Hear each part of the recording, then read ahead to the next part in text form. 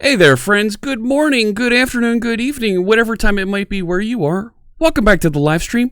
My name is Jeff Fritz, and I've got a guest today. Joining me today, and sitting in my home office, as it were, is Jose Rojas from TomTom. Hey, Jose. Hi. Good to see you. Thanks so much. Gosh, we've been chatting about this stream for better part of a month now. I am so excited to talk to you today. Why don't you give folks a quick intro, who you are, where you're from, and what we're going to talk about today. Okay. Thank you, Jeff, for having me. Hey, everyone. My name is Jose. I am a developer advocate for TomTom Maps APIs. I'm also a electric vehicle enthusiast. Yeah. Okay, go ahead. I like that already. I have been a software developer for almost 20 years now. Now, my latest thing is, I think, Android development. I'm mostly a Java developer. Okay. And today we're going to do some JavaScript fun. So, okay, be careful there, chat room. I've turned off some of your sound effects here in the background, okay, so that we can have some room here for Jose and I to talk. But gosh, the chat room is already very interested in what we're going to be talking about today. I see Copper Beardy saying this is the first stream session. He's got a notepad and pen. He's going to take notes today. He's very interested in learning more, and this stream might be referenced in Copper Beardy's university project. Awesome. Welcome in. My gosh, Jose, look at the chat room. There's a lot of folks here really interested what's going to happen. Ecomath says the first GPS I ever used was a TomTom. We got it for Ecomath's dad. Wonder if the TomTom on my compact PDA still works, says Smab. Well, we used before 2004. I think we had the Windows CE version. Oh my gosh, yes. That is a classic now. Yeah, I don't think you right. can get one any of those. Go ahead. No, and I guess our first PND, I think, was back there in 2004. That's when the new, the concept of a portable navigation device was actually coined by TomTom. Yeah. So I actually still have it. It's very dusty. I should clean this off. I still have my Windows CE device. Look at that right there. Yes, look at that. Complete with it. Right, it's got a little jog dial. Let me see if I can get the camera to focus on it. Yeah. Right, a little jog dial, and of course, because every Windows device needs it. Look at that. Fold out keyboard. Oh my gosh. Yes, loved those devices back in the day. Dear Lord, it's older than our kids. It's like I think almost more than 15 years, right? Oh, yeah, 15 years now. Oh my gosh! So 95 million already in the market right now. Really? And we sold around more than 95 million now. 95 million TomTom GPS devices. TomTom portable navigation devices. Wow, that is huge. Okay, now. There's a lot of things, you were saying JavaScript, there's a lot of things that TomTom does besides the devices, right? We can actually, as developers, get in and use some of those APIs in our own applications. Yes, and that's, I think, the reason I wanted to talk to you. I wanted to get here because we have now a developer portal. Okay. First, let me explain a little bit back. Please. Let me go back. So around a year and a half ago, we have this new department, the developer relations, and in order to move our business from not to consumers, final consumers, but also to B2B, and also for companies who need to use location-based services and use Maps APIs. Yeah, sure. We do have a very strong map APIs for making applications. Like as you mentioned now, today we're going to be JavaScript, so we'll be mostly in web, how you do in web. But we also have it on for Android and iOS, soon for backbone for etc. It wouldn't make sense to have it on a Windows desktop to have a location API. You know what I mean? That's just not going to... You're in one place when you're at your desktop, right? You want it on the mobile. That is true, but you have to think also, I'm not talking about mostly desktop, but check about the web. So right now there are millions of websites right now that use or need location-based services. For example, if you are an e-commerce store, let's say, and you have physical stores location, and I have seen certain websites that go and they have to put their where the stores in the maps are. So you present a map. And you set the location of your stores on it, and you have information on it.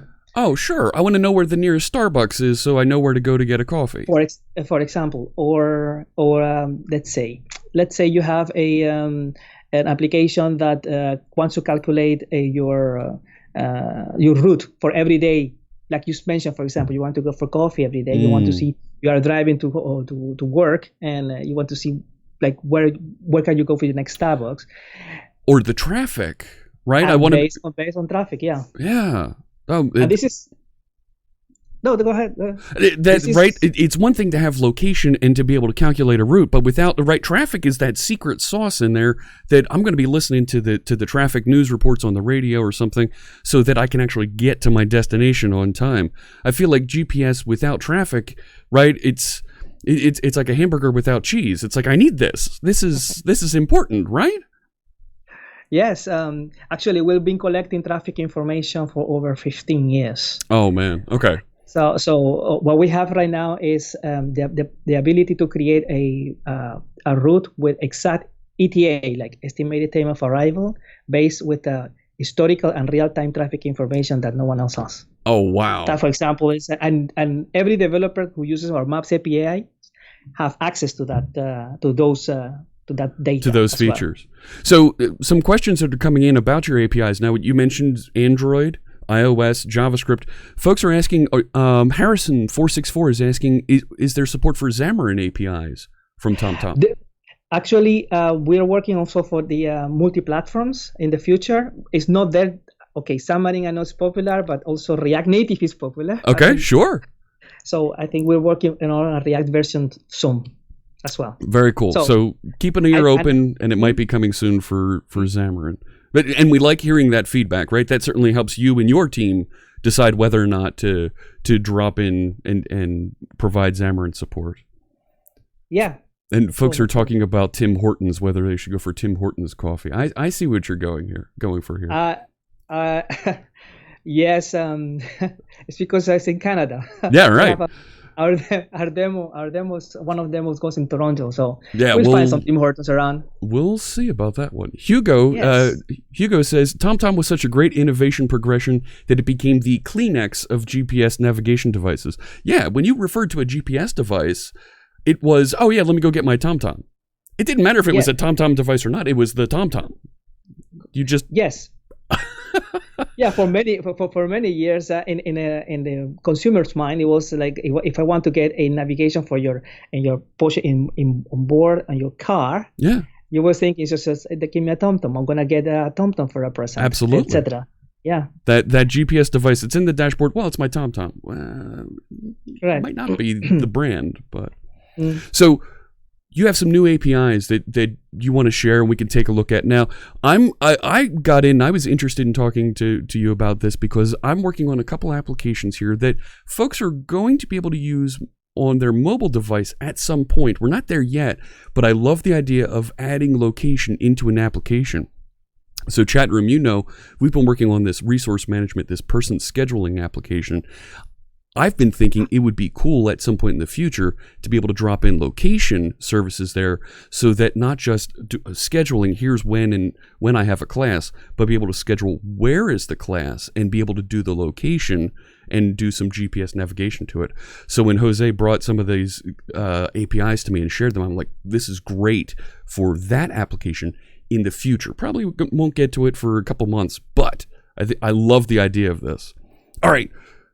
What do you say we cut over to your screen and we talk about some of these APIs? Sure. Right. I have I was warned that I should not have like many slides or a marketing presentation or anything. I am a developer, so I will try to summarize what we have in the APIs. I only have one slide. Yeah, show it up. We need to describe and show off what some of these things are, right? What the features are that are available. And folks that are watching, there's a series of links in a description just below the video here on Twitch. If you're watching on YouTube, you can find the same links. They're just below the video here in the description so that you can click through and learn more about all these APIs. See, if anything you can get from all this slide, the only thing I have to tell you is one single or 3 words: developer.tomtom.com. Just go there, and I'm going to explain a little bit what do we have. Yeah. So, let me see. Can I just see a slide here? Okay. So, in this screen, we just seen what the initial products that we have. It's a summary of our product. So, we have 1, 2, 3, 4, 5 products APIs, and then we map them together for SDKs, which is the last slide. I think you cannot see because I'm covering the section. I can hide us here real quick. There we go. So you can see. So first we have the maps APIs, of course. With that we can display a map or map tiles using WMTS or WMS. That's will map tile service or a web map service that allows you to present any static or interactive map on web, in Android, on iOS, etc. Yeah. The next one, that's simple. That's the core. Yeah, right. This is what you want to do. This is right. Folks were saying to me, you want to add a map to your app. This is what you need right here. Start here. Yes, if you want to add a map to your app. The next one is, of course, what we need to. We have a way to show for you to show your clients or your users or whoever you use your application and what's going on the road, what's happening. So what's happening is we separated this into sections in Traffic API. We show what incidents, like for example, there is a road closure or an accident, or there is a jam session, and the other one is the flow traffic. to see how fast, according to the average speed traffic is flowing, and you can present that in a visual way. Oh, I will show you that in a moment when they will have the demo. Yeah. All right. For the search API, of course, has the you can do. We have a set of a database of point of interest to actually search for things. We provide also reverse and forward geocoding. That means converting, the Latin long into an address and vice versa. Now, okay, hang on. Yeah. Converting an address to latitude and longitude and back again, right? The back again, I think, is interesting there because it's one thing to have the latitude and longitude stored in a database and have it with the address. Right, because that's something that I'm going to want to do so that I can point to folks and say, well, here's where this school is, here's where this facility is. But to go the other way, that's pretty compelling. That's different. That's I think it's the most used service that we have right now, and quickly for developers right now is because once you present the map, you have a location inside the map. Say, okay, what is this? What's around here? Wow, what did I click on it? So you have a Latin long location, and you say, okay, give me an address, give me what's around. Okay. So that's would be the search API. There are more things in the search API, but I wanted to keep it simple for today. Sure. Yeah. Okay, our bread and butter, as we call it, in the routing API. Yeah. We can get you, and we can create routes from A to B and to C, and then to D and backwards, and all possible combinations. Several type of routes we have for the cars, motorcycle, pedestrians. So you can tell folks, you can ask the API, don't just be constrained to roads. I can go on footpaths as well. Yes, if the maps, which was very accurate, have the footpath already included in the map, then we can route through it. Nice. Yes, it's very useful now also for bicycles, bicycle deliveries these days because it's very popular. So we're working. Yeah, and I bet folks like DoorDash, that type of thing, that are in cities to be able to do the routing without being constrained to roads. That's kind of handy. Also, noting that routing is mostly cover routes, and it's the sense that it's not only for vehicles that are combustion based or bicycle or pedestrian, but also we have a very strong API for electric vehicles. Okay. And in fact, recently we just released a new set of APIs geared only for the electric vehicle industry. For example, guys who has an electric car, and they have to go for long distances. And well, I have an EV. I have a motorcycle. Okay. I have an electric motorcycle, and I'm always afraid to check if I'm gonna manage to get to my destination and back. Sure. The charging stations. Correct. So we have a new API for getting the state of the charging station for electric vehicles. Oh, that's handy.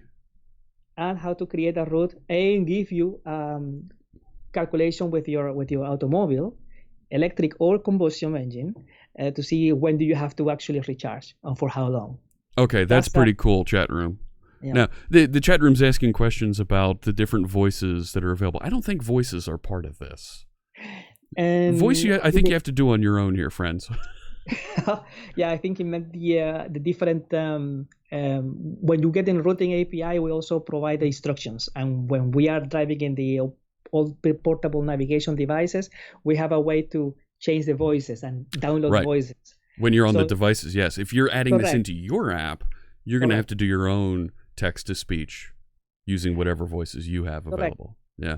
Yeah, but I believe we have in the when we get the instructions, there is also a code, so you don't have to read the text. So there are different applications that already have the need to present a code, the representation of what is a turn left in 100 meters. Okay. Right.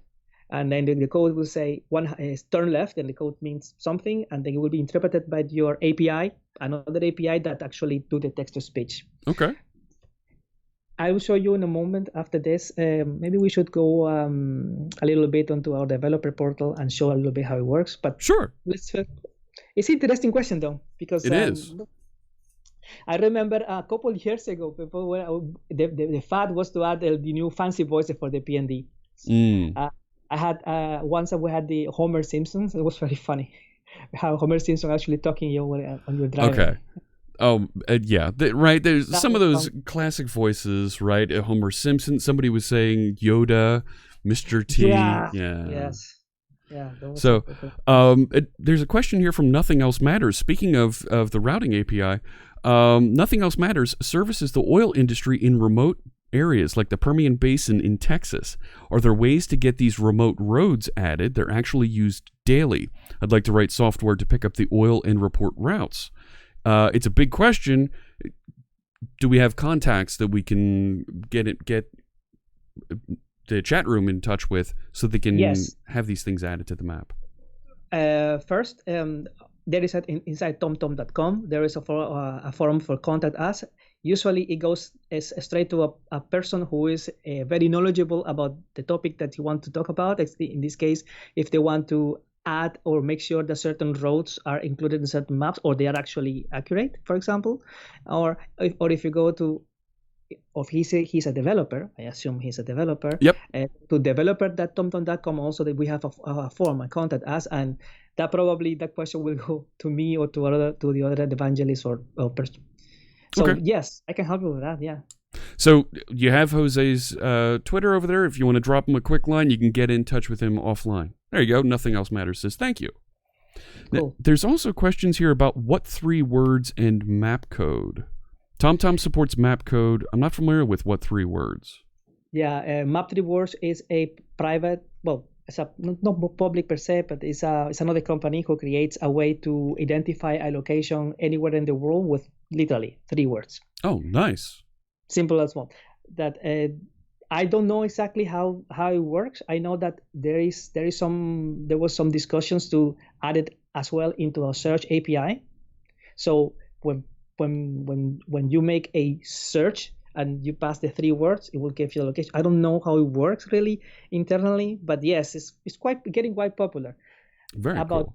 About map codes that I know more about, that is actually it's an open source API. You can add it to your applications, and also it's a representation of a location anywhere in the planet. And I like map codes better. Not, of course, I'm a little bit biased because I'm from TomTom.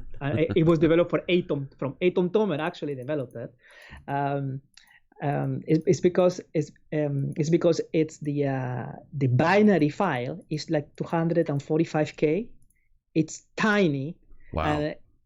And it's already like compressed and like very well optimized, and you can add it to applications in mobile or web very easily, and you don't give your information for a web-based service, like for example what 3 words.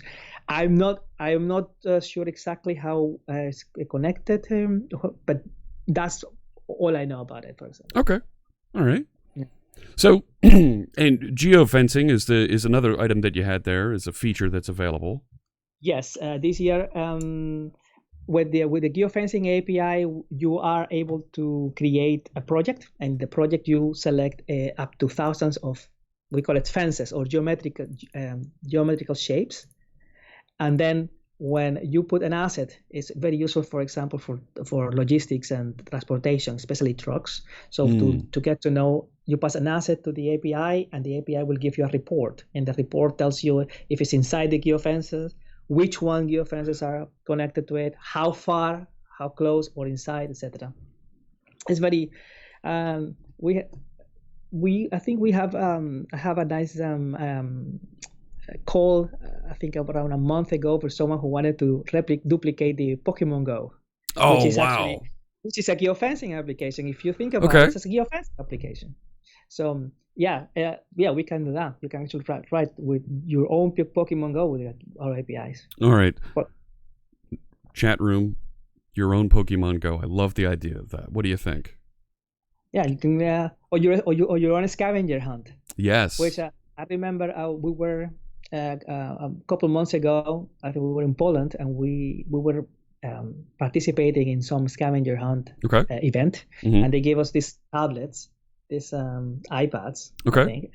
And it was like using geofencing API. So you go to certain location, wherever you close, you ping you, and then okay, and then you go solve a puzzle and continue the next location, etc. So Hugo says it's like virtual geocaching.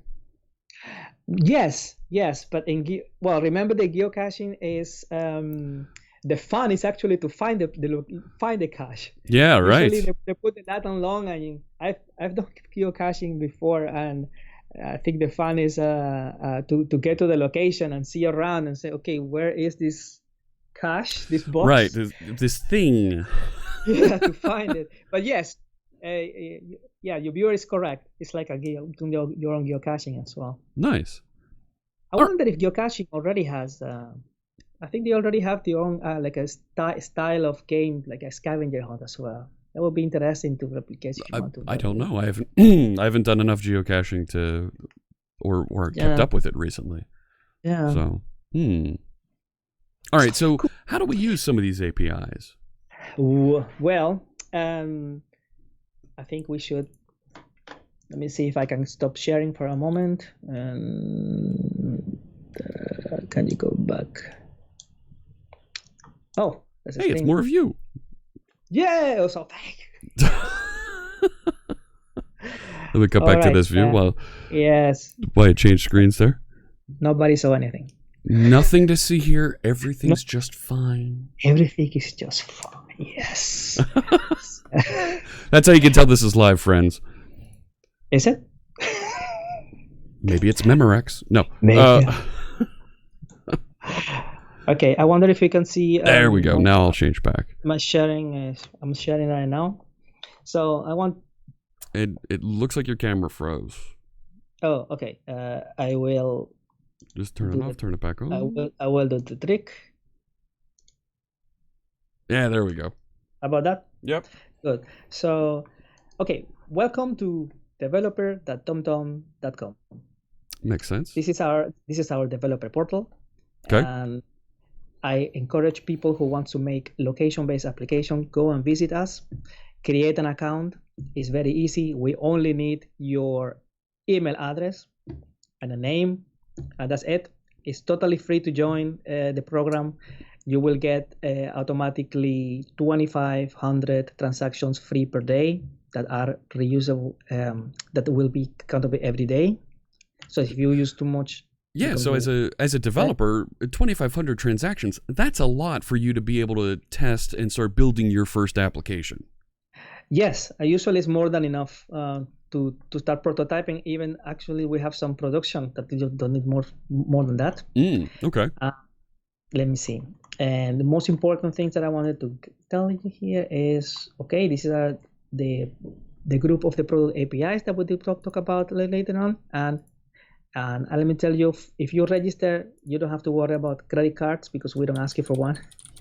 Only when you pass your limit. Actually, you don't even need to give it a credit card. You can buy by a group of transaction later on if you really need more. Okay. It goes and the most important thing is we don't post ads on your application. We don't force you to have ads in your application. Yeah, that's huge. If you want to look professional, you don't want ads coming across. Yes. Right. You don't want somebody else's advertisement for the donut shop, for the pizza place coming across in the middle of it.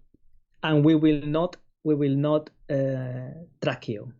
We will not take your private information or your location information and save it and sell it to anyone else. What our interest is just to collect the usage to make our applications better. So the more you use it, the more information we got, the most better our application will go back to you. So it's just usage information. There's no privacy information that's being shared. Whenever you have using our APIs, all the information get anonymized, and that means there's no thing that relates to you. Even your, I think, not even your IP address is stored. We don't store that. We just collected, saved it, and just because what we want is What? Go ahead. You want to be able to optimize the APIs Correct. And the locations. Yes. Yeah. Correct. The chat room has a couple comments here based on what you showed there on the front page. Hugo says, "I like that. You don't get sticker shock at the end of the billing cycle. You purchase a block of transactions. That's nice." Kay the Blade Runner says, "You hear that, Google?" And a couple other folks are in agreement. So this is the difference between free and a paid supported product. I agree, Hugo. Yeah. So, for example, the products. Let me see if I don't know if you can see the button. Yep. Okay, very good. And we have this explanation of the product. We have documentation, and we have samples that you can check it out. And if you need, how do you get the data? Let's see. This is the web SDKs to get started. SDKs. Okay. Yeah, the startup, and you can. I think you can download it from here. Get the Maps SDKs. And there's quick links to some of these SDKs and documentation in that panel in the description just below the video here if you want to click through and learn more. Yeah, for example, today we're just gonna start focusing mostly. Okay, we're gonna focus only on web. So we're gonna do a little JavaScript fun here. So you can download the web SDK from this location, and I like to download it because I like to run it in my laptop. I think you have it here, but we have a content distribution if you want it also. So you can run it off the CDN. Online, so the CDN, yes. You get those benefits. Also, you can go that. You can do it that way. So, for example, let me see. I'm just looking here now. Map SDK for web samples.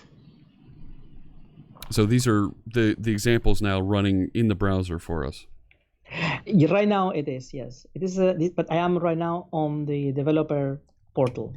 So you can see what I wanted to show you, that we have this section for samples, and we have several type of ways how to help you start up, how to catch up with the APIs. And okay, today we're going to follow a little bit of that. For example, if I want to add a map, we have a sample here, sample code in JavaScript. Can you zoom in a little bit on that code so we can see it? Certainly. Let me see. Yeah, there we go. That makes it real easy. Some folks are watching on their phones. I know you're out there watching on the phone. There you go. That makes it real easy to see now. Well, so what I did is, you can take this, added it to your own, let's say, index HTML in a Node.js file.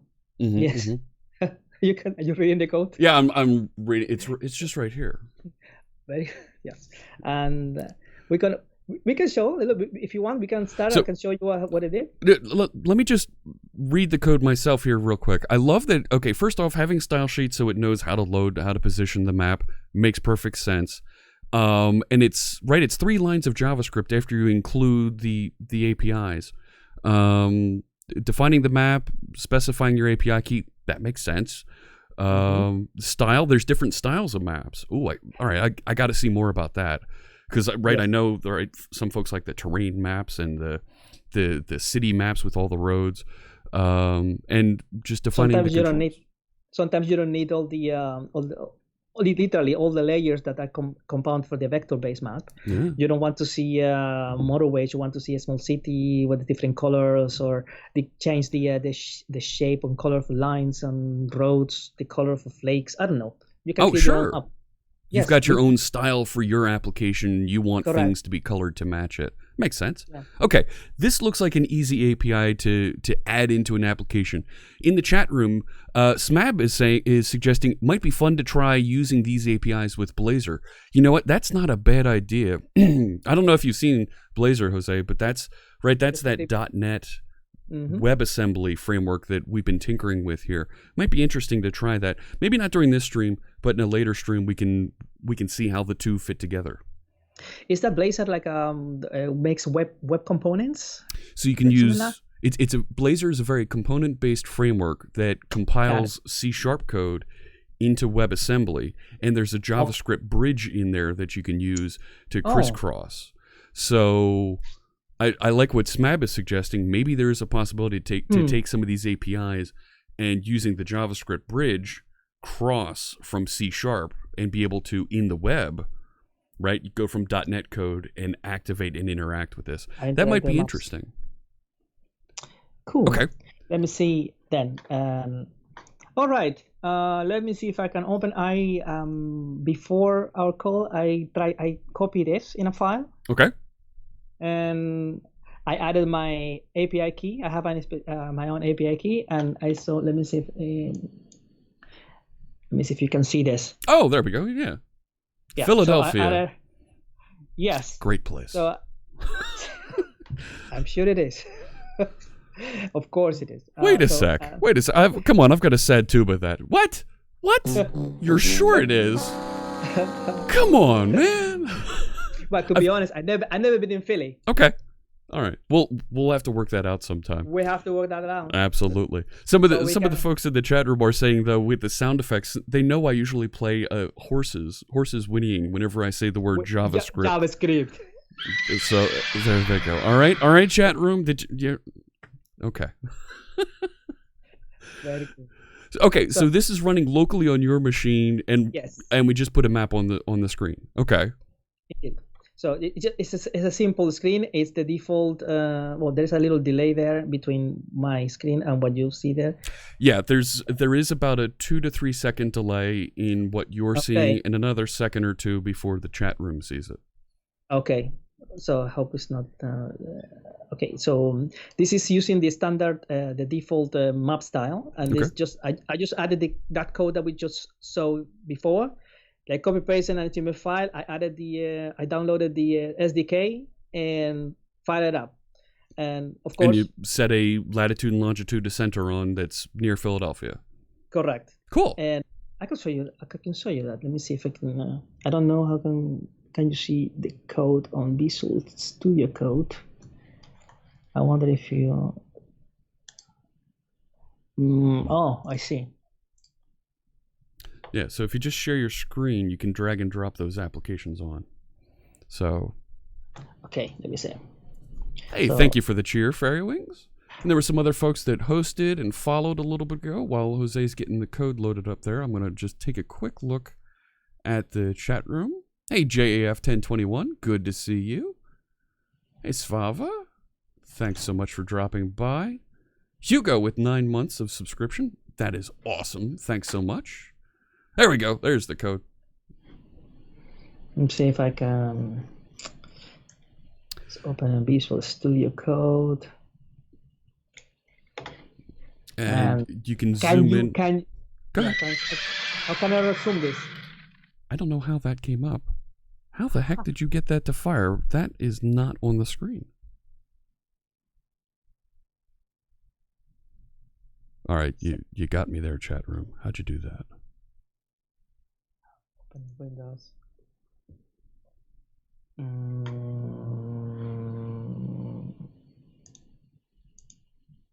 Did we lose your camera? There you go. Yeah, I just want to make sure that you guys can see the code, and I think it's a little bit the font is too. Yep. Control plus Command plus on the Mac will zoom. There you go. Too much, like so. Yeah, that's good. So as you can see, it's the same piece of code that we had from the sample. What I did different is I added two bars, sure. The long locations of Toronto and Philadelphia. Okay. So right now I'm using, when I create the map, you can select the theme that you want, and the style is main and basic, and you want the vector based. All this is in the documentation. This is very quick. Sure. Very quick, and please center on Philadelphia on some 13. Just a quick action item for you. When you're done the stream here, make sure you burn that key. No problem. No problem. The key is actually the one that I created, because when you are registered in the developer portal, you can create several projects. Okay. This is a project that created only for us for this stream. Yes, the key you can see the key, and it will be burned. We'll take care of that. It'll be deleted later. Cool. Yes. So, all right, you've got a bunch of APIs. Once again, simple JavaScript defining a map object. This kind of makes sense for how to set these up. I love that the drag pan is actually something you can turn on and off, so you can lock the map on a specific location. But being able to drag that around is very handy. So no, we're not doxing early today, Smab. I tell you. Can we adjust the accuracy tolerance in code? Asks Copper Beardy. The accuracy tolerance. What do you mean by that? I mean, when you zoom. You can maybe? adjust the zoom, but what do you mean by the accuracy tolerance, Copper Beardy? The accuracy of the location? Oh, yes, maybe. Right. So, I mean, you could see the Toronto location has several digits. A lot of accuracy, yes. Yeah. Usually it's a double. Yeah. So you can definitely submit different precisions there for the latitude and longitude. Hugo comments and says per developer project keys. That's awesome. So you don't have to update everything with a new key. Plan ahead, have a key for that usage, and be done. Yeah, I think that's a great approach to have separate keys for each developer for each project and nuke them when you're done working on each project. Absolutely. Actually, we have something even better, because when you create a project, you can select only this key for example, I want this key only for the services like routing and search and traffic, let's say. And you can have another key for another project only for the visualization. Oh. So you can have different keys managed by the own portal. Okay. So more generalization in the sense. I know that sometimes I heard this a lot. They ask me why the key is visible in JavaScript, right? Right. So people can steal it. So one way to do that is first we can the key is visible, but you can protect it on the developer portal to be matched to a specific domain. Sure. So when you launch it, it will only work for that domain. When it's coming out of myapplication.com. Correct. Okay, that makes sense. And the granularization also for different APIs is also useful, specifically when you have these keys that can be served or coming over the network, for example, from your own databases. Yeah, so you can have more control of that. Okay. I haven't heard anyone actually using it like that in production, but it is possible. Cool. Hugo's asking, with that precision on the Toronto location, that's the location of a flea in downtown Toronto. I don't know if it's that accurate, Hugo. No, he is right. It's pretty darn accurate. The viewer is right. To be honest, I copy this location not from our application, because usually we have 6-digit, maximum 6-digit of precision. And I think the 6-digit ends from here, and I think I copied that from another web service. Okay. Web service. We can need it quickly to find that the center of Toronto quickly. So I just copy pasted it here. So your viewer is right. It's like it's really precise. It's precise. That's not it will not be like that. Yes. No, Kay the Blade Runner, you cannot use TomTom to find your keys. It's pretty accurate, but I don't know how it's going to find your keys. So, okay, so we've got a simple map. Yes. Let's say a simple map and with a basic vector. Let me see if I can. Let me see. I think it's called the night version. The layer night version.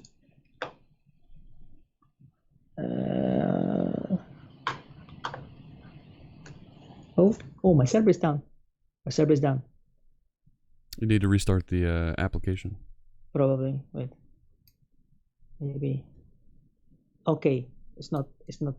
I put the wrong location. Sorry about that. Okay, now the style. So basic.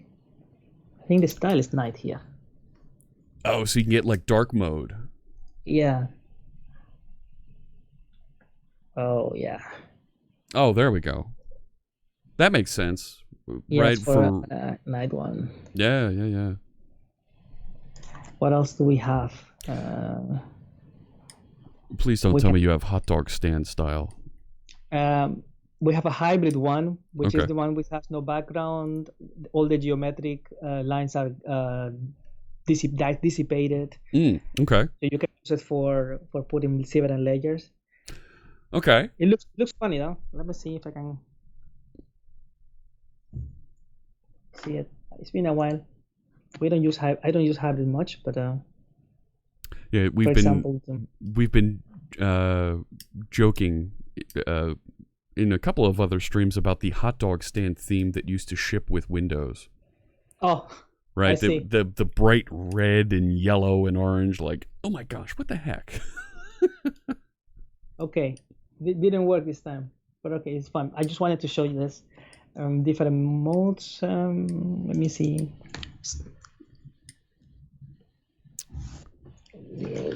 Toronto.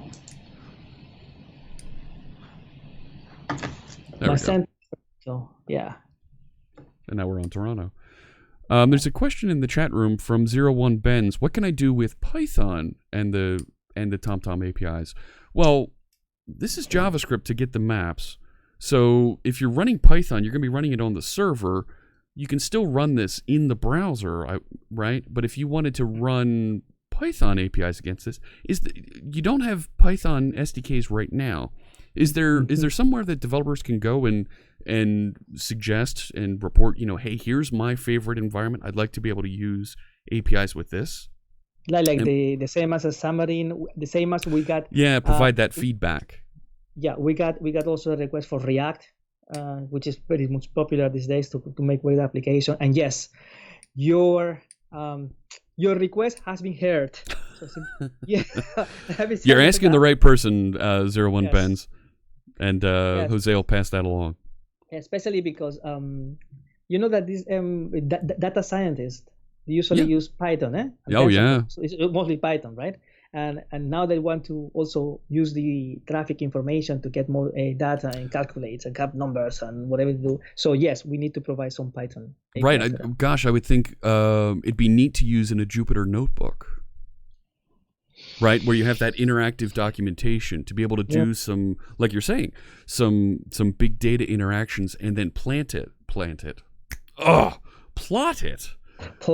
on a map inside your Jupyter notebook. That would be really handy. Yes. Okay, so let's see. So we have a map. All right, so basic map. No big deal. No big deal. What else can we do? How about we can present the traffic flow. Okay, sure. Let's see. Gosh, Toronto and Philadelphia, notorious for bad traffic. Well, yes, let me see if I can. Number 2, add the traffic flow. While you're looking that up, Kay the Blade Runner asks, are there different API server locations? Can we make sure that we're using a server location that's closest to us, whether it's EU, the States, Asia, etc.? Good questions. I don't know. Let's get back to you on that, Kay. It's a good question for that because the developer relations. I know that we have this. Okay, the servers are in the cloud. We use with Azure servers, right? Okay. Yeah. We use Kubernetes for that, but I don't know where are they distributed. Good question. I can get back to you on that. Yeah. Let's tell you what, Kay the Blade Runner, drop me a line on Twitter, or you can drop Jose a line on Twitter. You see both of our Twitter accounts here, and let's follow up with you on that. That's a really good question if you want to lock to a closer server. Makes total sense. That's a great request. Carrie Payette's there. Hey, Carrie, good to see you. She's another one of our live coder friends. Always wanted to do a triptych app to allow relatives to see where we are on a trip. Now that my cell plan covers all of North America, it's doable. When I hop on the road, it's typically for trips more than 12 hours. This API could come in very handy. Yeah, absolutely. To be able to build that type of where we are on the trip and allow everybody to see how we're progressing. Oh my goodness. Okay, that's New Delhi. All right. Oh, yeah. We go into another part of the code. In this one, we just added a new layer, and the new layer is actually the traffic flow. Okay, so layers. So I have a base map layer, and I can put data on top of that as a layer. Correct. Okay. And we offer in the APIs, the SDK offers you a way to add this layer only. So you don't have to you don't have to do much code of it. You just create the layer. I want this configuration. I will show you in a moment how it is, and you just add the layer. But you mentioned that Philadelphia is quite What time is in Philadelphia right now? We're at about 11 a.m. So traffic's going to be slowing down a little bit here. I wonder if it might be right. Chicago's going to be about 10 a.m. Los Angeles would be really crazy, but right, if I'm thinking about 8 a.m. in Los Angeles. But you're right. Oh my gosh, you're already seeing it pop up. Look at all that red, right? Yeah, that's New York and the tri-borough, the five boroughs area. Bronx crazy always in the morning. Oh, Hugo, wait till you see what we have for you talking about Manhattan in a little bit. Oh yeah. Let's see. And Snoopaloopy, your spoiler alert, asking about waypoints like Google Maps. That's coming up. Yes. That's coming up. Spoiler alert, man. Spoiler. Yes. So let me see if I can show you quickly. Can you see my screen? Okay. Yep. There we go. We can see Visual Studio Code. Let's see. So how did we do this? To do this, we just didn't change anything. We added this. Can you close the file panel there? There you go. Thank you. Yes. So what we did is, when the map is loaded, we have a evented class. Map is an evented class. When the map is loaded, then we just add a tier, this is our class. Okay. And we added a traffic flow. Cool. Now, what's in that traffic flow config? Good question. Yes. First, we have to tell you what is your key. Okay. Because it's another API. Every API call needs its own the key. Okay. And what theme do you want it to do? Now, I have to tell you that we have 3 ways to present traffic flows. We have the absolute one, we have the relative and relative delay. 99% of the applications out there, they will use the relative delay, which is we have an average already by historical data and real-time data, and how fast and how much time also a road segment takes to traverse it. Sure. So we already know a little bit how let's see, how heavy the traffic is or could be. Sure. How congested. That's English. So not a problem. I have no first language, so with relative delay, what we did is just to compare the real time right now with that historical data, and then we say, okay, that means it's green or yellow. It's like over 10. It's around 10 kilometers or 10 miles over the. Okay. It's lower, and then the worse it gets, the orange and the red color it got. Makes sense. So sure. And we have, of course, this is a layer. They have to be updated. Our traffic is updated every minute on the fly, real time.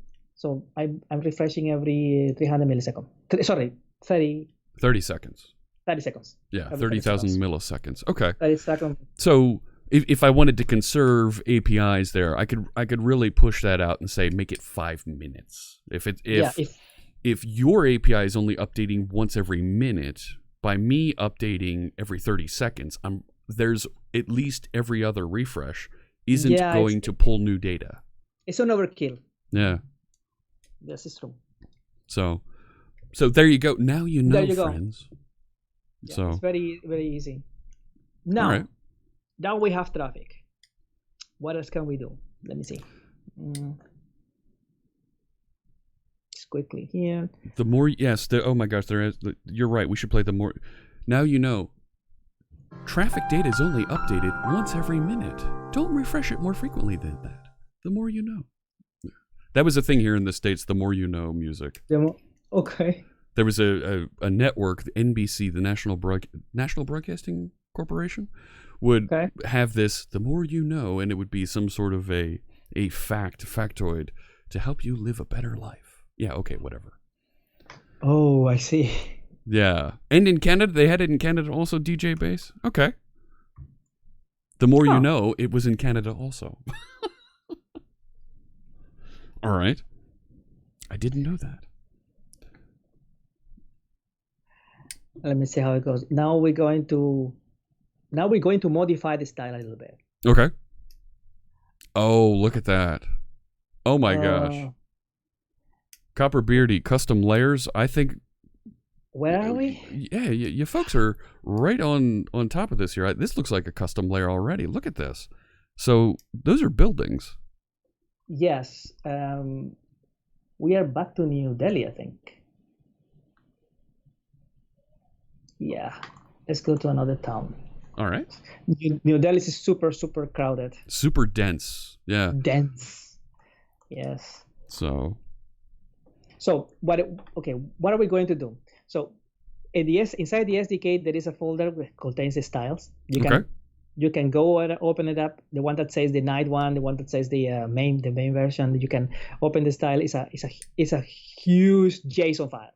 Oh, okay. And you are allowed to modify it and create it. So every element in the JSON file is a layer. Okay. And every element in the JSON file, which is a layer, is connected to one specific information that goes from the map. Oh. So, I wonder if I can show you. To one specific data point on the map. Okay. Correct. For example, this is a section of this style. We Other are building going 3. to Okay. For example, I created this one. The original one will be something like this. Okay. All right. So we created our own layer called other building. And inside the map, in the source layer, there is this data coming from this with this ID. It's called other building as well. And when we say an other building, is actually a geometrical representation of this data. When we retrieve the tile, when we retrieve the map information or the traffic information, it's already fed that. Sometimes it comes. Depends if we are like the zoom is very, very low, like very high, and the distance, we will not give you in the tile or the building information because it's too high in the map. Sure. And we are zooming in, then the other building information can appear. And then when it does, then you can customize them. We can customize it. Nice. So what I did here is just, for example, I just changed I added a new layer with another name, other building 3D, which is the one that you see. It's connected to the same one, and I changed the paint object, the paint. So you can change the color of it. The color. I did a little bit of playing around because you can change the color right away. Like I want it to be green, fine, and you want it to be extrusion, like a fill extrusion. So usually the data comes like it's a polygon. This is a polygon. Okay. And then we can fill it up and just show the polygon.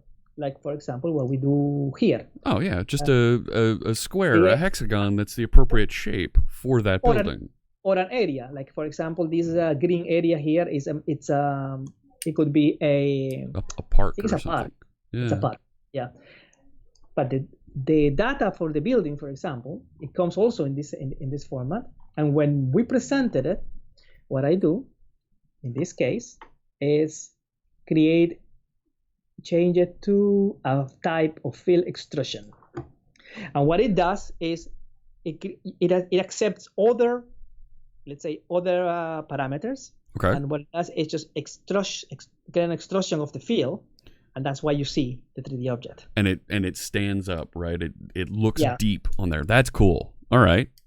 Yeah, and also what I did this is change the color a little bit to interpolate between this color and this color from the zoom 15 to the zoom 22. So when you start with zoom 15, it starts with this color and slowly interpolates the color to get this color. And you see, this is RGB, so that means this is almost red. RGB, and this is RGB, that means it's almost blue. Yeah, as a web developer, I know how to do those. Yes. Yeah. All right. So that's what we did here. I think I wanted to make a very stark contrast. Oh yeah, look at those. That's why I changed the color. So the more zoom in we go, the color is being extrapolated. And because you've supplied that extrusion depth, all the buildings are the same height. You're not going to see the Empire State Building standing up above everything else because you forced the height them. Is fixed for now. I forced them. Yeah. Yeah. Soon, like really soon. I think in the next cycle of release, we're gonna have also the height with these maps that don't have the real heights. Gotcha. Because I didn't fetch them, but you can have it in soon, like very soon. So okay. we can. You'll get the relative heights. Correct. Yeah. You can get it, and you will see the height of this. Cool. Now I see some other buildings up there just above me here in the video that are gray compared to the purplish ones that we have here. So yes. Those are different buildings of note. Yes, those are different objects. Okay. These are. Remember, we just changed the color for the other building type. I think this is a hospital. Ah, okay. And a hospital, I also extrapolated as an extrusion field. Sure. With another color. And I changed the color, I think, for also universities. So you can see different color and sizes. Well. And that's kind of a nice feature, right? If you're building something to help folks find their way around a university, find their way around a city, and you want to make those different points of interest. Oh, here's restaurants. We're going to make restaurants blue. And here's a hospital. We want to make hospital red. And here's whatever building, government buildings, we want to make those brown or green or whatever. Yes. Nice. It's up to the developer to actually change it. Cool. This is, and it can be a little bit complex to actually go into the file because we have hundreds of types of different types that information that can be inside the map. So we are preparing also a tool that will allow you to do this more easily. Oh, good. Well, wait a sec. Jose, I'm a developer. I like editing JSON and JavaScript, right? You like to type stuff. Yeah, I can imagine. You're going to want to hand that off to a designer who's going to be able to just go through with a visual tool and maybe have some color sliders or color pickers to be able to choose those. That makes perfect sense. Copperbeardy says GeoJSON nearly made him cry last week. I understand you. Yeah. Hugo asks a question, can you hide buildings? Like, don't show perhaps McDonald's locations. Not that we have a problem against McDonald's. We're not sponsored by McDonald's, but maybe you don't want to show McDonald's locations because you're another fast food restaurant. That is, the answer is yes. You can take this style file, you can modify it as you see fit. Okay. And one thing that you can do with the style is to actually, let's say, delete sections of it. The moment you delete a section, then the map doesn't know what to do with, for example, in this case, an institution. So it will not be visible. Okay. So there you go. You can just completely remove that building type. Building types. Cool. Fast restaurant, or in this case, there are hotels, there are roads. We have oceans, breakwater, sidewalks, there are like hundreds of them. So many. But that just speaks towards the level of detail, the number of options that you have available in the API. You have lots of control. Smab makes a very good point. You can also hide the top secret Area 51 buildings. Let's go there. We have the map. We can do it. Let's go there. Here we go. Let's see. Do I have some sort of a rambling music? Something we can get us there. We're going to go find it. Let's go. We're going to mosey on over there to Area 51. We're going to find it. Yeah. You have the X-Files? Okay, no, that would be... Okay. If I had the X-Files, that'd be great. That would be great. I have Halloween. I have the Halloween music. That's bad. Area 51 is in Nevada, right? Yep. I think so. That's what they tell us. There's Salt Lake City. Latyor says, "What area is this?" Well, that was originally New Delhi. Yeah, Groom Lake, Nevada, is what Hugo's suggesting. Yeah, right. This is where everybody. What, the storming of Area 51 is what people were saying. I don't know about that. Did that happen? Nah, I don't actually. know. That was a thing on Twitter. Folks were saying, "Oh, we're gonna storm Area 51." It's not happening. Come on. No. Oh, Las Vegas. There you go. There's Vegas. Everybody loves Las Vegas. Las Vegas, very nice. Yeah, I'll be there in a few You have months. show there? November.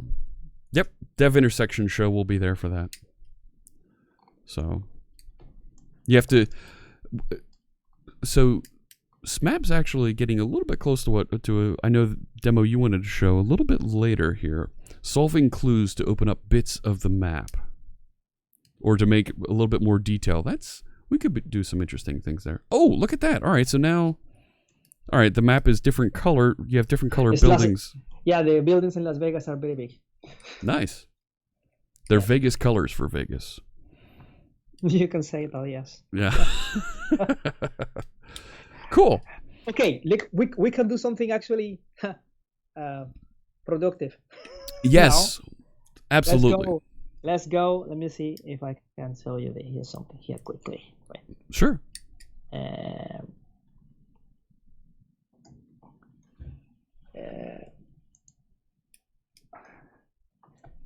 We're gonna do some reverse geocoding. Reverse geocoding. Now, all right, this is what I was asking about earlier. Being able to take latitude and longitude, be able to take a point on the map and say, oh, this is what's at that location. Yes. Okay. So, don't tell me. Oh, okay. I have selected the city of Valencia in Spain. Okay. For example. Have you been to Valencia? I have not.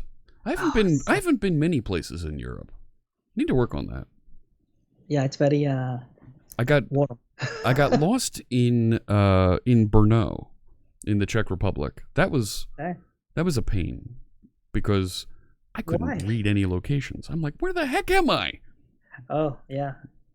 You should have get your TomTom with you. That's right. I should have. Yeah. See that's called an ad placement right there. Okay. So what we have here is just to show the normal map. Okay. And what I did is just whenever I click on the map, I perform the reverse geocoding of it. Okay. And it tells you. Let me hide my camera here so you can see. There you go. I should zoom a little bit because then I can zoom in and I see the address of what I'm taking. Okay, and it's lightning fast like that, right? There's something to be said for the speed of going from, right, you're clicking it, it's giving you the latitude and longitude, you're sending that and getting the address all in split-second timing. Yeah, it's and it's actually kind of slow because if you will see now in the code, I will not using the fancy libraries or anything, and just modifying the DOM directly. Okay. Let me see that if I can see the code. Just open the code. Styled. Lemons is asking if we can take a look at a city in Portugal. Sure. We can give that a shot. What city? Coimbra? Am I pronouncing that right? Coimbra. Yeah. Hey, I was close. Yeah. It was close enough. Not bad for somebody who only speaks American and German badly. Copperbeardy, while you're looking for that, Copperbeardy says, been doing some work this morning on the geocoding results of difference to the actual location of his house when I pin it. Haven't looked at the TomTom APIs yet. Well, gosh, right? Everybody, you can get a free API key. Click the links below here in the video. If you're on YouTube, there's links below in the description. Go ahead and grab that. You can sign up for an API key, and you'll get 2,500, 25,000. I think it was 2,500 you were saying. Queries. 2,500.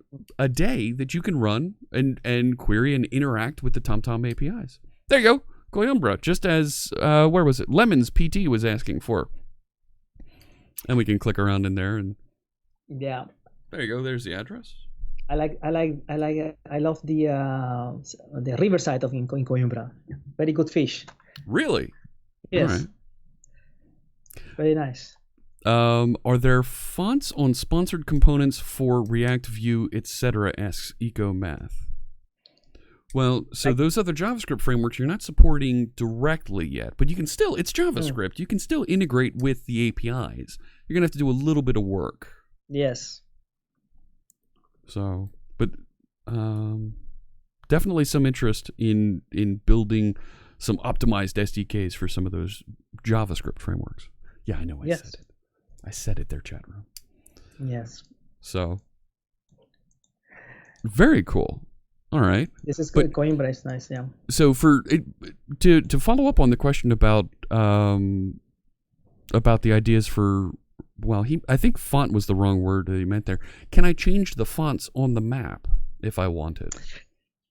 It's a good question. Let's review the... Right, maybe I like Verdana. Maybe I like, right? Yeah, we have, you can always... this is a full JSON file inside the styles. If you go to the styles, I want to try to open the style here, which is a basic style. Let's see. Oh, God. That's not what I wanted to check, but okay. I think formatted is Control Command P. No, format.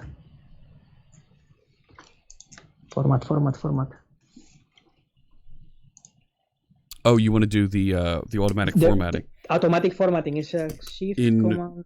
Chat room. What's the hotkey to do the? I forgot to do the automatic formatting in Visual Studio Code. I forget. Is it?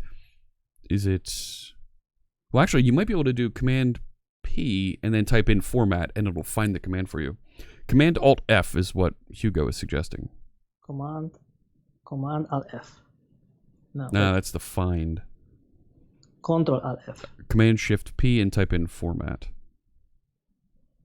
Command Shift P, format. Yeah, there we go. Document is Shift Alt F. Shift Alt F. It will detect supposed to be. Yes. There we go. Oh, it's just a big document. Oh my goodness. It's big. Thank you very much. Thanks so much, Hugo, for the help with that.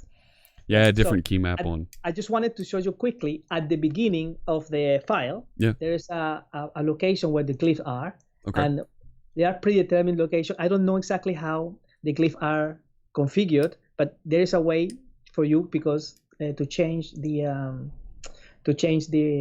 information that goes in here in this URL. So you can point to your own glyphs and. Right now, substitute your own ones if you'd like. Correct, and right now it points to this area, and you can. Right now we use Notabold, for example, and it had the PBF formats of the locations. So it's a little bit more complicated, but I wonder if I can park this question because it's the second time I've been asked today. Really? About this. About changing fonts. Sure. So we'll come back to that later, and we'll have an answer for the chat room. Cool. Okay, so we've done a little reverse geocoding to get addresses for where you click on a map, and that's handy, right? If I'm, hey, this looks interesting, how do I get there? What's actually at this location, and be able to get that information. Look at this. Ta-da. So what are we going to do now? Let's say now it comes interesting. Yeah. Because we want to. I think you mentioned that we have a game. Okay. So what we have is a city. Okay. And we have in this city I have updated the style. Okay. I changed the style very specifically. I will remove all the labels. All the city names, street names, and locations. Okay. So what I want is I wrote a small application where it can give you a random location, and if you know the city, you have to tell me what it is. Okay. So let's see. I'll show you. I think the fastest way is to show you quickly. So we have to find that location on the map. Correct. Okay. So you're gonna test our location awareness, how well we know the city that we're gonna choose here. Okay. I haven't been to many places. So chat room, I'm gonna need your help here. Oh, no, Manhattan. All right. Here we go. Well, it's a popular city, and absolutely. A lot of folks know. We are on the East Coast. Yeah. So All right, So chat room, you can help us with this, right? so the application, what it does is, okay, I just load the map as I told you how to do, and Okay. if I zoom in, you see that the streets have no names. Wait, it wasn't that a song where the streets have no names? Didn't Bono and U2 sing that? It rings a bell, yes. Yeah. Okay. And what it does is simply, whenever I click, then this is the secret. This is the secret address that we're supposed to guess. Okay. Here, let me turn off the Uh, stuff here so folks can see. Turn off our Let me cameras. see. There you go. Yeah, All right. I have selected a secret address, or maybe we can reload and create another address, random address. All right. Okay, we have Manhattan now, and we want to find 155 West 43rd Street. All right. West 43rd Street. Okay. I have no idea. Chat room, where's West 43rd Street in Manhattan? Like, It's, I know. Well, okay. There's Central Park. Okay, I know that. Hugo saying it's north of 42nd. Thanks, wow. Hugo. Oh my goodness. This is these comedians out here in the chat room. Oh my gosh. South of 44th. Thanks. Yes. Yeah, that's the advantage. That's the disadvantage of Manhattan, because everything has numbers. Imagine if you have like actually real names of streets. Sure. That Right. would be even more. Then it gets even You more really confusing. Right. And you have to know the city. oh yes. I'm gonna click here. I click here and it says you actually have clicked in 1223 Lexington Avenue. I actually am. You're about 4 kilometers away. Oh my gosh. So, but which way is it 4 kilometers away? Oh, okay. Now we're getting closer. So now you're at 54th Street. Okay. And only 900 meters away. Right, and it's about 10 blocks away, right? So is it down near Times Square? Maybe. Oh, that's super close. 76 meters. So we could zoom in now and try and get a little bit closer, right? Yeah. Let's zoom in. Okay. Here. Oh, I went too far. Not Then too went bad. far. Right. Higher. Now what? A little bit further away. 215, 193. It's a little bit further that way. No. No. Oh! 30 meters. Look at that. See, these are very big. Oh, that's the blocks. Condé Nast building and the Bank of America Tower there. Look at the names of the buildings. And it goes to interchanging. The Wow. here. 9 meters. Nice. So, right, I mean, you built a simple game here that's just randomly finding an address, and you get to reverse geocode and locate it. That's pretty cool. I could definitely see this type of thing. Right, being something for world travelers, right, folks who like to fly on planes a lot, to be able to play and figure out, well, here's the map without the stuff, the addresses, and be able to locate and find the address that's closest to it. And gosh, even be able to keep scores. It took you X number of clicks to get within 50 meters of the location, right? That's pretty neat, right? What do you think, chat room? Is this something that could be expanded on? Is something that could be turned into a game? What do you think? Let's see if we get some feedback from our folks that are watching there. I have this as an exercise for training, for example, when we're explaining the Maps APIs, and to keep, it's a nice way to get engaged, because I like games. I used to make games, so I like to make them playful. Yeah. Oh, of course. And also beautification as well is needed, because this is JavaScript. Like I will have some better buttons and things like that. Sure. Latjor says it's kind of like GeoGuessr. I'm not familiar with GeoGuessr. Oh, is it a web service or like a web place, a web server, like GeoGuessr? GeoGuessr. I'm not familiar with that. Cool. Just doing a quick search. A web-based geographic discovery game designed by Anton Wallin. Yeah. Oh, there it is. I didn't know about that. Cool. Yeah, absolutely. Pro leagues?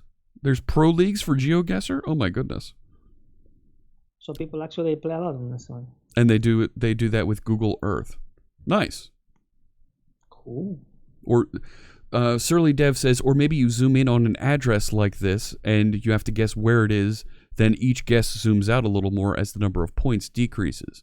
Oh, okay. The more accurate you are, the more points, the higher the points. Right. You guess, if you can guess the exact address. Nice. Okay. That's a neat idea. Yes. But the idea is, right, creating something that's a little bit of a game that exercises and shows for us as developers ways that you can enhance and use the JavaScript APIs and grow and make, right, like you said, make it look more beautiful. You're just using the simple buttons at this point and some of the simple features. You've got all that customization APIs and layers available to you. Maybe there's stuff that can be done to make it better. And as a learning experience, right, to have the base game available and to be able to customize, it would be a neat experience. Geographically entertaining. Yeah, I agree. Chat room. Indeed. So how do we do that? Yeah, how did that work? How did that work? By the way, I added more cities for the game. People more have it, and we have options to create to fetch an address. This is the API call to execute the reverse geocoding. We're passing the coordinates. Please don't copy my API key yet. Yeah, don't copy it yet, chat room. Yeah, and then this will actually I make this little function just to return a promise. Okay. So fetch address when it returns the promise is returned with the reverse geocode response, which is a full JSON file. You can get in documentation at developer.tomtom.com. You can get the documentation of how the response is you get it, and you can be more than explanation of my address. I will take the first address and just give me the free form address, as they call it, which is the combination of the number plus a street, postal code, city. Sure. Okay. Right. Just like this you see here next to me.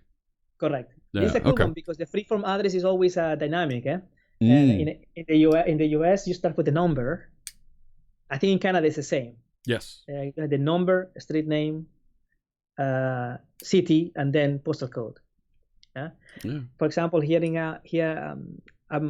now we are in Amsterdam, sunny Amsterdam, and we put first the street name, then the number, and then the postal code, and then the city. So it's calculated depends on what region you are. It's automatic. Yeah. And yeah, it's very simple in the sense that you get the address, and of course I populate the DOM element. Sure, just right here in the web page where it appears. Correct. Yeah. And of course, I add a marker, which I haven't talked about that. But of course, what could it be a SDK that presents maps without the possibility to actually add markers? Yes. Of course. So you can right. That was a little bit of that question earlier about waypoints. Waypoints, yeah. You can have different markers. Location. You set the location. And you can add add it to the map, or remove it from the map.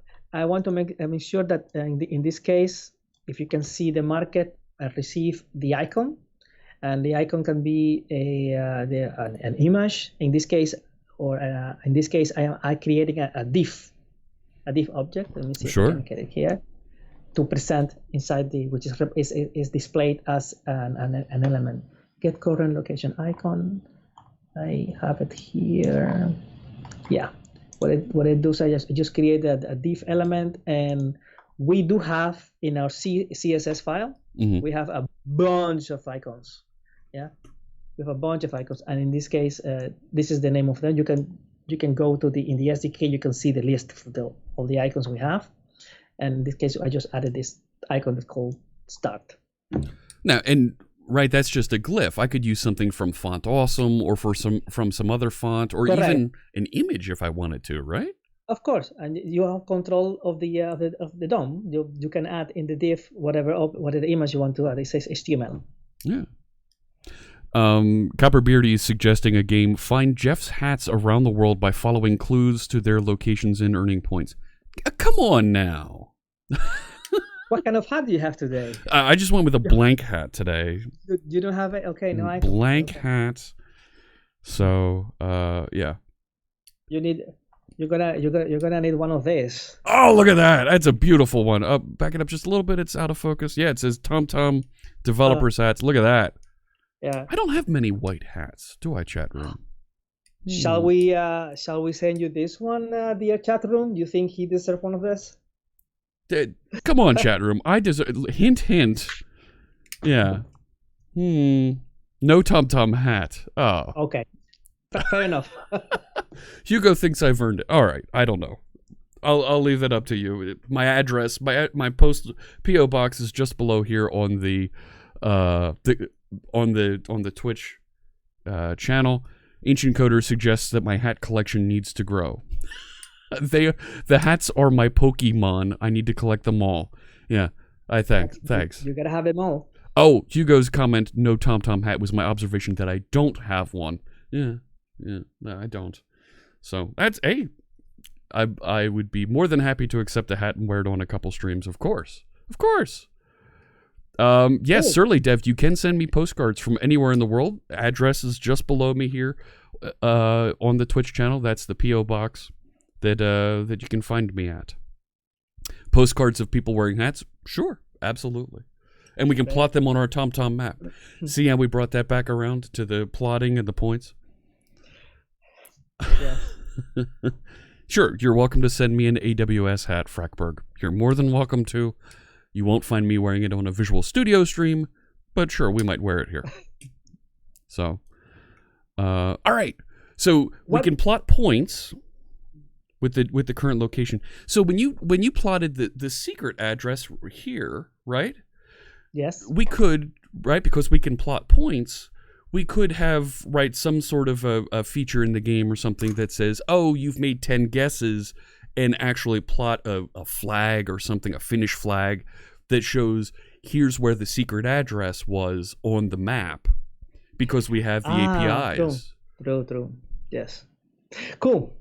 Yeah, more ideas. Yeah. I am setting all these ideas for the for training for. Yeah, right. The chat room, you're helping write the TomTom workshop here. Nice. Yes. Do we already mention that all this code is on GitHub? No, we didn't. Gosh, we have a link for those on GitHub. So you can have all these demos. Yes. Where you had sent me a link to your GitHub. Is it still there? I think it's still there. Yes. Okay. I'm gonna grab that repository. Yeah, Fritz and Friends demo here on GitHub. There it is. And so try it on and here we go. Chat room. Have fun. So that's a link, Hugo. That's a link to my GitHub.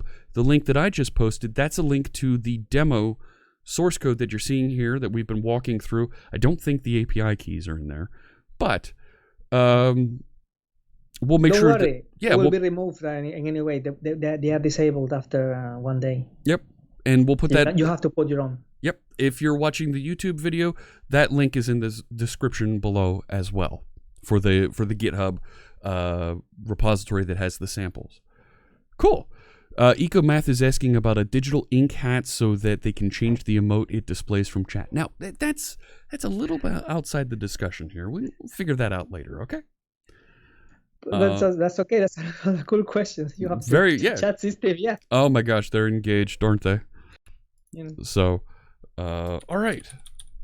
So what we have next? We're gonna do another call. We're gonna do use another API. We're gonna create a pedestrian route because we don't want to create a normal route because everybody always asks, okay, a car route is very common. You can have it everywhere, but I want to show you how you can actually create a route that with the type for a pedestrian. I wonder if it's already running here. Let me see.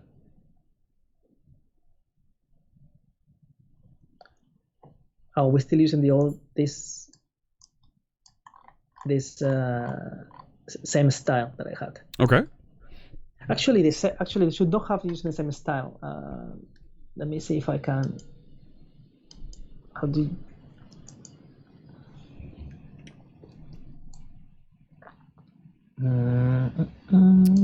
While you're looking that up, Copper Beardy has a suggestion. Might be interesting to do a bot that shows where all the viewers are in the world.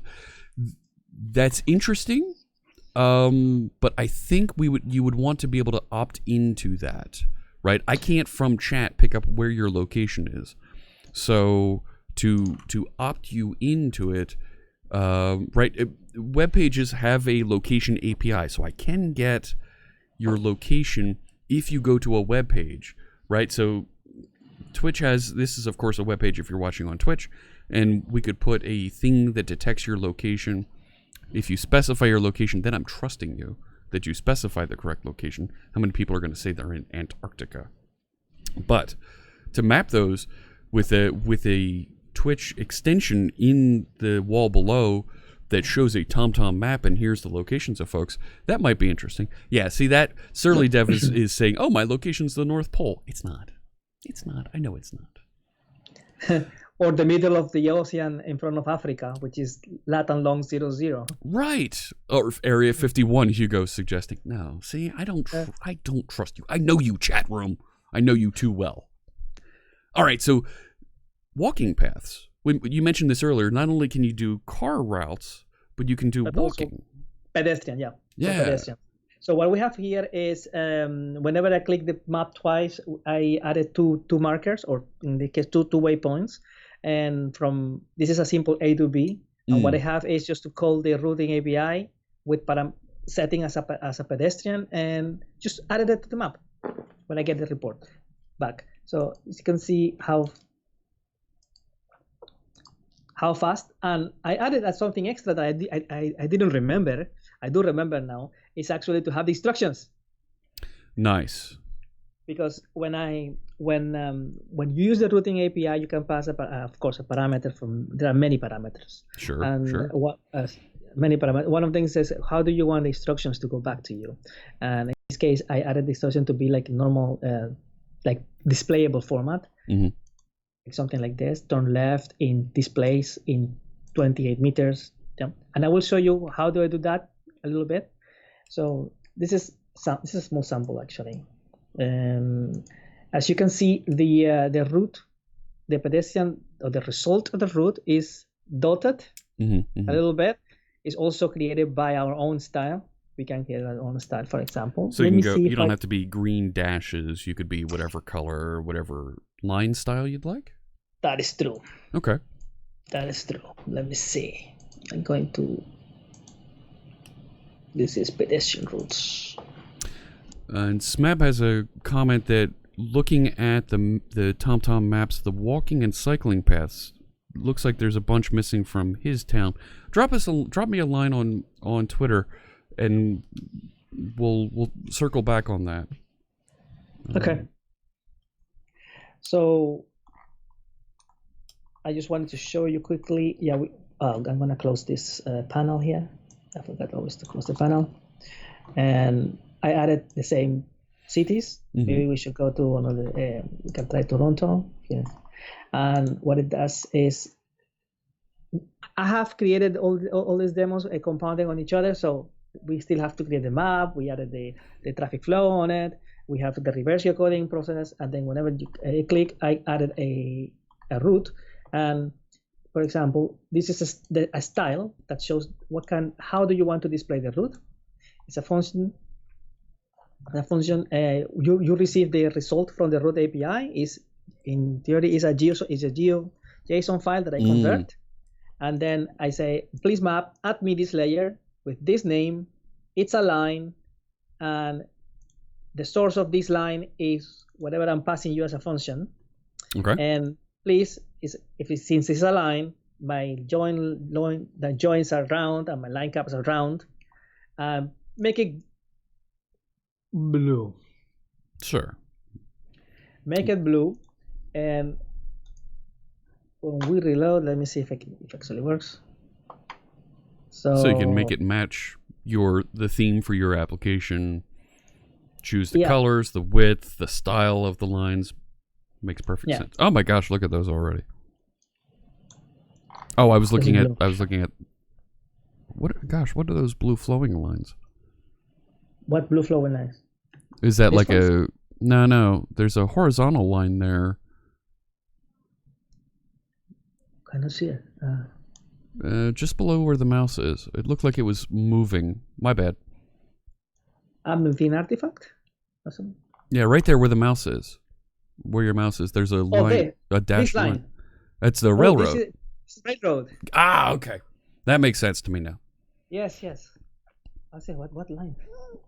Okay. It looked like it was flowing because as you were zooming, it was moving the dashes. Yeah. Okay.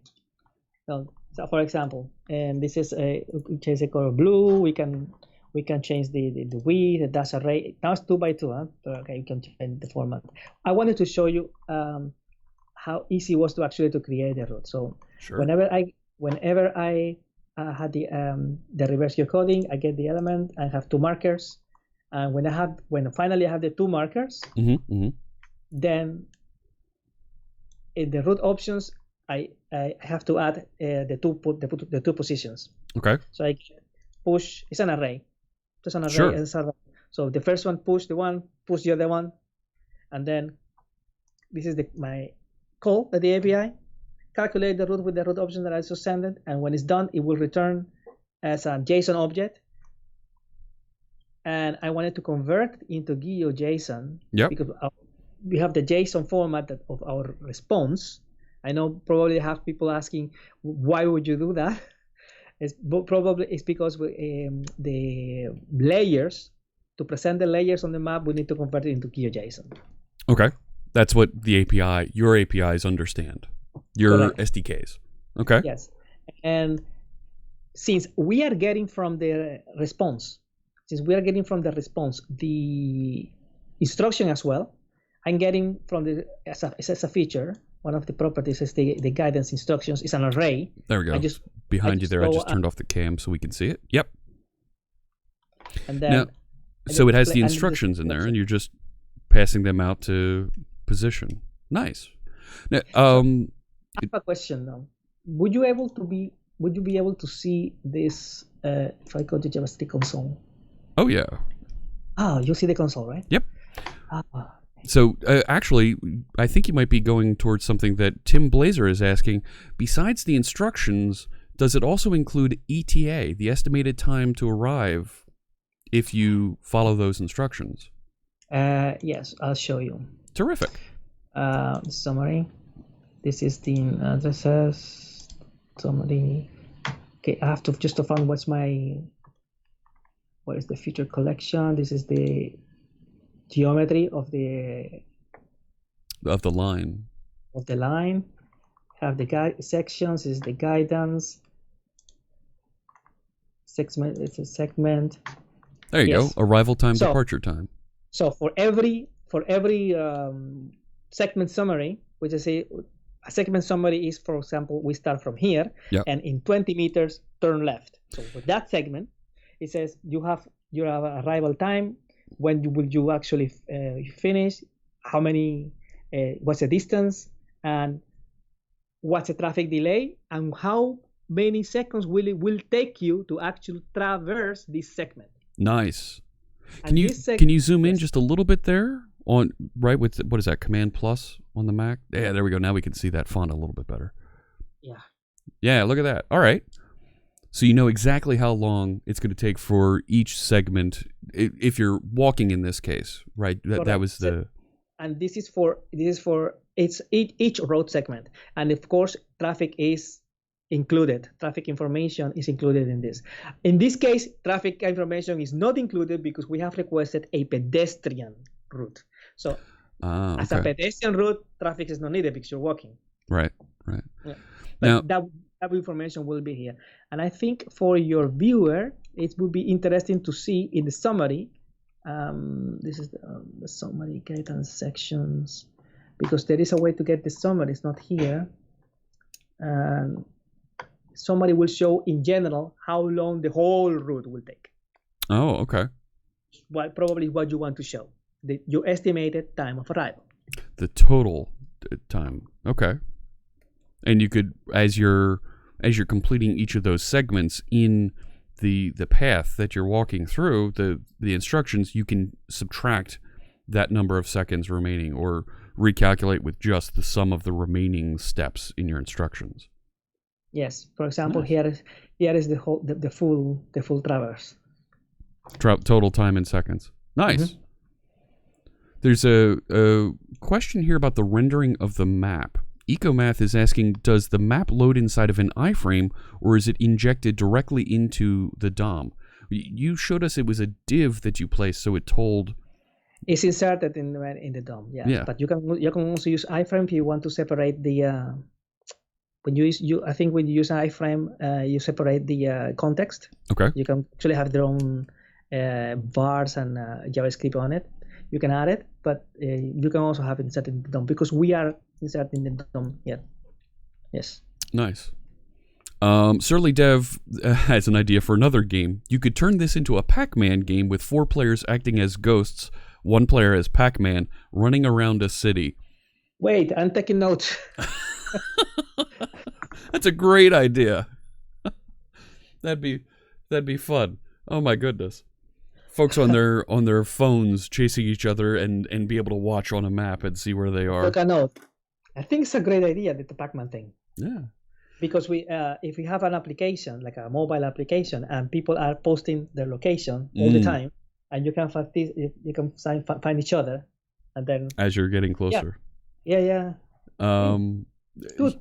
Hugo asks, regarding the maps and the location fetching and the routing here, how much data does it use from a mobile device, and does using the CDN make a difference? I would say, wow, it's a good question. I haven't had, yes. Well, can we just open the network tab there in your browser so we can see the requests? Yes. And do just a quick refresh and plot one walking path and see just it, right? Because it reports the amount of data used at the bottom in Chrome. So right, look at this: 58 kilobytes. Ooh, say it right, Jeff. That's a difference, right? Can you do this? And then there we go. And I think we can check the call itself. How long will it take, right? Yeah. And data, which is in here. I lost it. Well, the console is scrolled up. If you minimize the console, if you grab the console and pull it down, you'll be able to see all the requests. Go to the network tab. Yes. So so down below, right, there's the console tab below. This one. Yeah. You can pull that down. There's a scroll bar above that. There you go. Right, it's like a divided window frame. You can grab it just underneath the tab. Yeah, here it is. Here it is. Thank you. Yeah, there it is. So you can see how much, right, the size of each of those requests, and it's 29K for each one of those PBF requests that's coming back. 294 bytes. Oh my gosh, bytes. Yeah, it's not much there. So nice and small and compressed. So. Yeah. Cool. All right.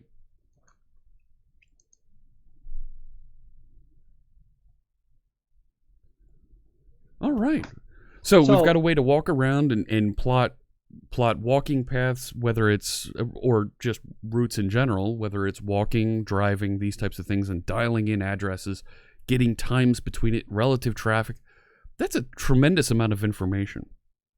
I also wanted to show you that at the beginning of our talk, you mentioned how about getting to know where your coffee places are. Yes. Oh my gosh, where's my favorite Starbucks? Tim Hortons for the folks that are in Canada. Sure. I wonder. So I have something for you for that. Let me just quickly here.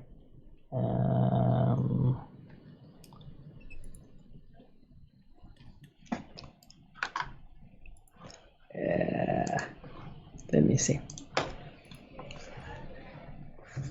reloading. Maybe we should change the style or reload the thing. I have changed the style for the traffic information. This is Toronto. Okay. Oh, what's going on there? It's traffic in this. It's red. Is there in Harbourfront? This turn, something happened there. This is live, by the way.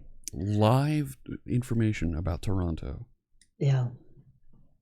So, for example, we based on the other one, we have created a pedestrian route. I'm going to start from here. I'm going to click here, and then create a pedestrian route, and we're going to perform a search. Okay. Along the route, because once we got the route created, we have the points, the points representing the route. We can pass this into the search API and say, please, I'm looking for coffee places. Or drinking places. Sure. Or drinking places in this case, and it give me a list, and what we just get back from the list, I just plotted it on the screen. Because if you're walking through Toronto, you want to stop at every coffee place along the way. Well, you want to see where they are if you want to. Absolutely. Oh, that's awesome. Yeah, so you see everything I click, the reverse geocoding is still working. And I make this destination draggable, so you can actually go every time I move. Okay. Very cool. I create a new route. Sure. I make a new search. Right, because maybe you want to walk around, right? Maybe, there's a comment here in the chat room about correlating traffic information with a news search.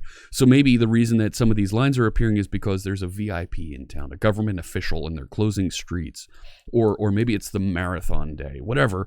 And to be able to drag my route then and say, oh, you know what? I want to go around that. You can do that with how you've built this map. Yes. Nice. Well, today is Tuesday, I think. So I don't think there's a marathon. But there's nothing happened except traffic. Yeah. Torontonians, yeah. Horty in the chat room asks, how or where do you get that live traffic information? That's coming from TomTom. Correct. The TomTom APIs provide that for us. Yeah, you have the traffic API comes from, we provide the traffic information, accurate real-time traffic information, or if you don't have it, historical one that helps you to create a new route. It's updated every minute on the API, and once you register the API, you can get the API and get the data. Nice. Everything you can get it from developer.tomtom.com. Everything will explain there.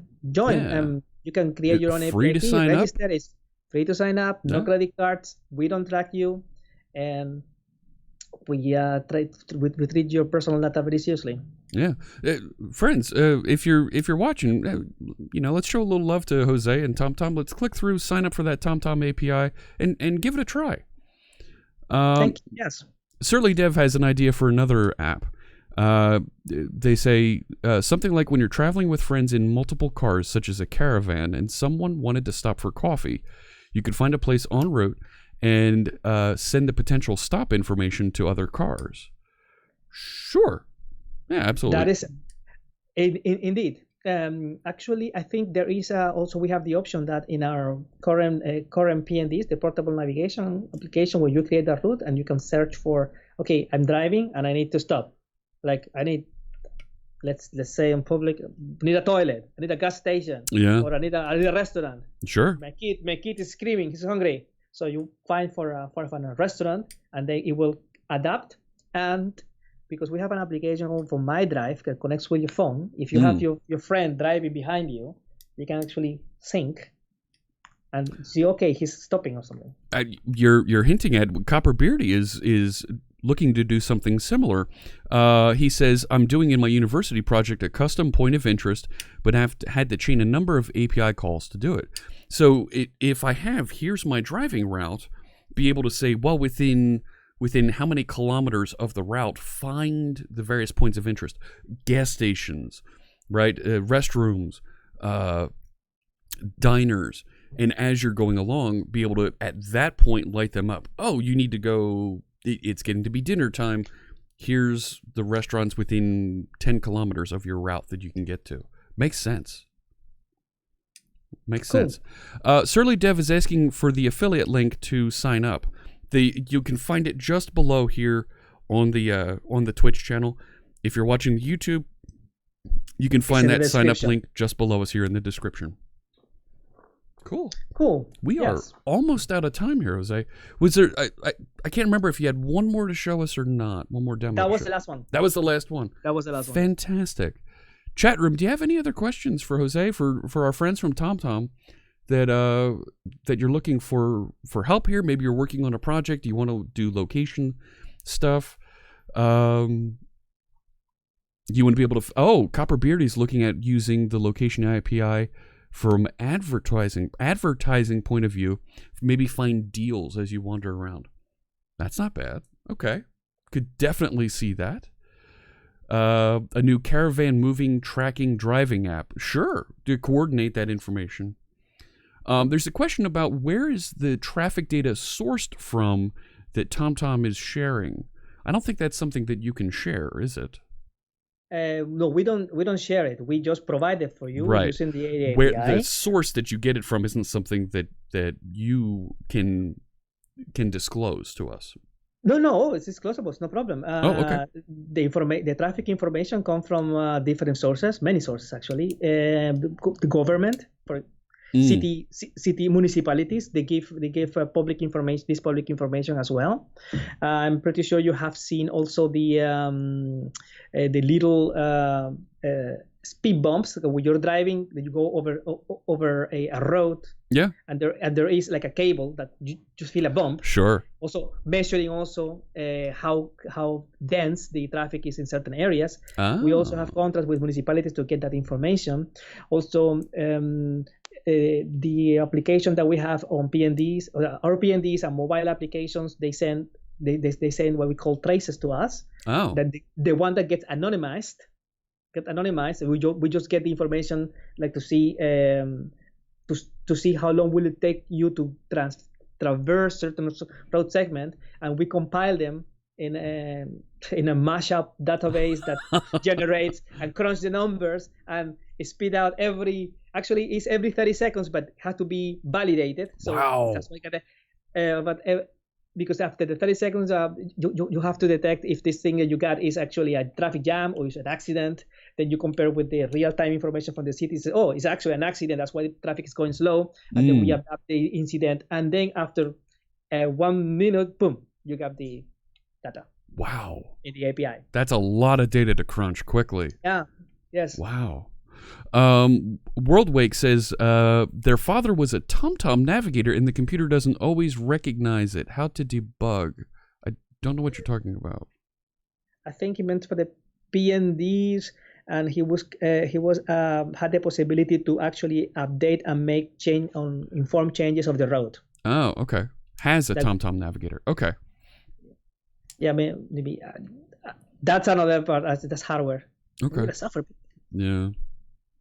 Copper Beardy has another idea. Would be nice to be able to specify your route to avoid high crime areas.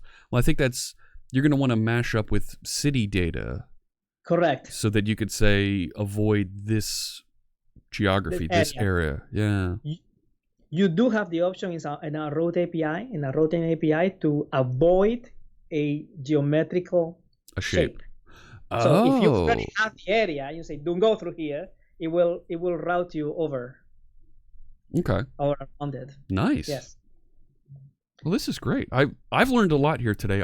I'm going to get out there. I'm going to sign up for the API because, like I said, I've got this app we've been working on that is going to allow folks to schedule classes, get notifications about their classes. But if you're going to schedule classes and eventually we drop location in there, it'd be nice to be able to draw maps and be able to position those and be able to see where all the classes are. Really, really neat stuff. So I just to finalize, I would like to invite people to go in our developer.tomtom.com and visit us. Follow us on Twitter. We have a forum. We have a blog. And if you have questions, we also have samples in GitHub. So, yep. And you saw let me share that GitHub link one more time. that has the samples that you shared with us today. There it is in the chat room. You can see it in the description just below here on YouTube. Thank you so much, Jose. This was great. I'm really happy that you joined us here and we got a chance to learn more about the APIs and GPS and locations. Really great stuff. No, thank you for having me. This was fun. It was fun.